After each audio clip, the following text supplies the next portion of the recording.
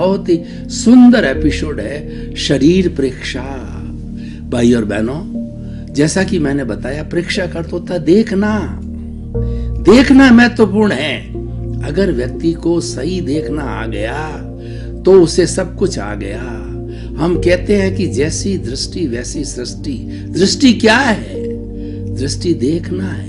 चाहे आप बाहर देखो चाहे भीतर देखो, आपका राग द्वेष मुक्त होकर के देखना होना चाहिए। आपको पूरे जीवन भर कोई समस्या नहीं आ सकती, क्योंकि हमें 84 लाख जीवा योनि में जो भटकाने वाला तत्व है वो राग है, द्वेष है, प्रियता है, अप्रियता है, अनुकूल है, प्रतिकूल है। ये एक कर्म रज है, ये एक बुराई है और ये समस्त समस्याओं की जड़ है।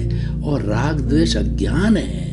ये अज्ञान का वेल्डिंग शरीर और आत्मा के बीच के अंदर अज्ञान का वेल्डिंग पड़ गया है, एक फेविकोल लग गया है। अगर उस राग द्वेष रूपी अज्ञान के वेल्डिंग को आप काट देते हो तो आत्मा अपने शुद्ध अकाउंट में चली जाती है और ये जड़ तत्व जो कार्बन शरीर है, जिसको हम लिंग शरीर कहते हैं, कोजल बॉडी कहते हैं, वह भी अपने अकाउंट में चली जाए। दोनों स्वतंत्र हो जाते हैं और दोनों शाश्वत है, इसीलिए अपने अपने अस्तित्व के अंदर चले जाते हैं। तो भाई और बहनों, शरीर प्रेक्षा।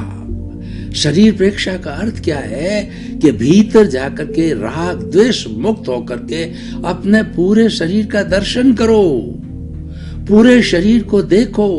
आत्मा के दर्शन के लिए पहले शरीर का दर्शन जरूरी है, क्योंकि इस शरीर के माध्यम से ही जीवन की सारी प्रवृत्तियां होती है। और ये शरीर भी मन वचन काया रूपी ये शरीर है, पूर्व जन्म के कर्मों के भुगतान के लिए मिला है। और ये जो है व्यवस्थित शक्ति के अधीन है, कुदरत के कानून के अधीन है और कुदरत के सिद्धांत इस पर लागू होते हैं और कुदरत की रचना इस पर लागू होती है। यानी जो कुछ जीवन में कार्य होता है इस शरीर के माध्यम से ही होता है, इसलिए इसको समझना बहुत जरूरी है। आत्मा को समझने के लिए पहले शरीर समझना पड़ेगा, और जब आत्मा और शरीर दोनों को जान लेंगे और जो ऐसी अशुद्धि, ऐसी चीज जो दोनों को जोड़े हुए हैं, हम इनको मुक्त करना चाहते हैं, तो उसको हम राग द्वेष को, कर्म रज को आराम से हटा सकते हैं। शरीर प्रेक्षा। देखिए, पहले मैं थ्योरी बताऊंगा, फिर प्रैक्टिकल करके बताऊंगा कि शरीर की प्रेक्षा कैसे की जाती है। कि आप अपने चित्त को, चित्त कहते हैं चेतना की शक्ति को, चित्त कहते हैं। आत्मा अनंत चित्तों वाला है, क्योंकि आत्मा की एक एक रश्मि एक एक कोशिका को मिलती है। हर प्राणी के अंदर, जीवित प्राणी में कोशिका होती है और उन कोशिकाओं से ही हर प्राणी का शरीर बनता है। और हर प्राणी के शरीर में अलग अलग कैटेगरी के शरीर में अलग अलग कोशिकाएं होती है।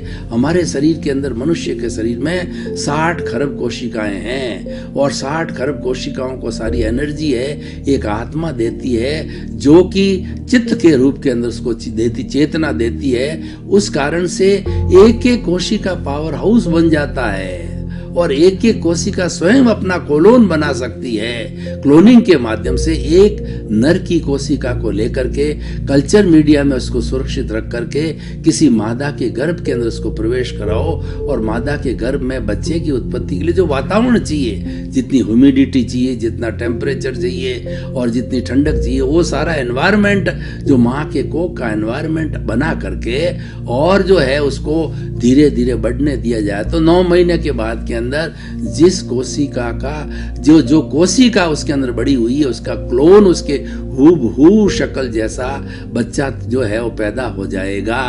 क्योंकि ये हर कोशिका अपने आप में एक जीवित प्राणी है। अगर उसको निकाल करके और सही रखा जाए तो, और सारी कोशिकाएं मिलकर के एक आत्मा बनती है। तो उस शरीर को देखना, भीतर जाकर के, यानी उस शरीर की एक एक कोशिका को देखना कैसे कि राग द्वेष मुक्त होकर के हमारे शरीर में जो जो फंक्शन चल रहे हैं, हमारे शरीर में कोशिकाज है, कोशिका है, उसके बाद में टिश्यूज है, उसके बाद ऑर्गन्स है, उसके ऑर्गन के बाद में सिस्टम है, हमारा माइंड है, अवचेतन मन है, चेतन मन है, और दूसरा है अचेतन मन है, और हमारी लेशियां है। पूरा सबसे बड़ा जो भीतर का जगत है वो विश्व की सबसे बड़ी फैक्ट्री है, मनुष्य का भीतर का जगत है वो परमात्मा का जगत है, उसको भीतर जाकर के देखना और देख करके कोई प्रतिक्रिया नहीं करनी।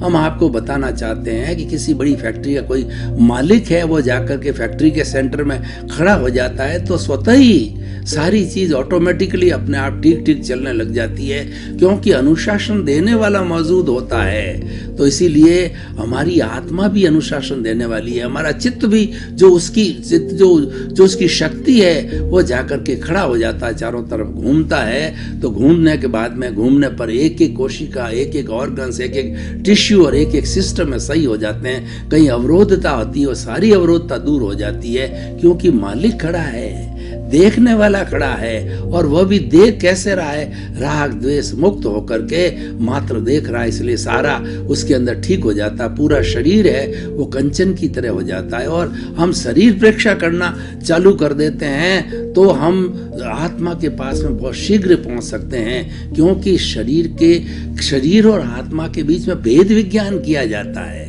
वो भेद विज्ञान कब होगा कि हम शरीर को अलग मानेंगे और आत्मा को अलग मानेंगे, और वास्तव में दोनों अलग हैं, क्योंकि शरीर तो जड़ है और आत्मा चेतन है। चेतन कभी भी जड़ नहीं हो सकता, जड़ कभी भी चेतन नहीं हो सकता।